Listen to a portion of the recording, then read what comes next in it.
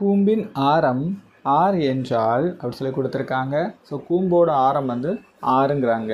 அதன் கன அளவு ஒருவேளை ஆறாக இருந்தால் அதோட கன அளவு v. ஆரத்தை இரட்டித்தால்னா 2 மடங்கு ஆகுது. அப்போ 2r இரட்டித்தால் அதோட கன அளவு v1 சொல்லி கொடுத்துருக்காங்க. ஸோ இந்த vக்கும் v1க்கும் இடையில் இருக்கக்கூடிய ரிலேஷனை கண்டுபிடிக்கணும். ஃபஸ்ட்டு கூம்பின் கன அளவுக்கான ஃபார்முலா, அதாவது vக்கான ஃபார்முலா என்ன, 1/3 πr²hன்னு சொல்லுவோம். அப்போ இதுக்கும் அதே மாதிரி எழுதிக்குங்க, 1/3 π. நமக்கு தான் r வந்து இரட்டிச்சுட்டான்ல, அப்போது r என்னவா மாறிடுச்சு, 2rஆக மாறிடுச்சு. 2r² எழுதிக்கிறேன். இப்போது மறுபடியும் பாருங்கள், 1/3 π 2 ஸ்கொயர் பண்ணால் 4ன்னு வரும், r²h. இப்போ இந்த 4 தனியாக எடுத்து எழுதிக்கிறேன். அப்போ 4 × 1/3 π r²hன்னு வருமா. ஸோ இதோட வேல்யூ தான் என்னது, vன்னு கொடுத்துருக்கான். ஸோ இதுக்கு வேலை vயை சப்ஸ்டியூட் பண்ணுங்கள். அப்போ 4vன்னு வரும். அப்போ v1க்கும் v2க்கும் ரிலேஷன் என்ன, v1 = 4v.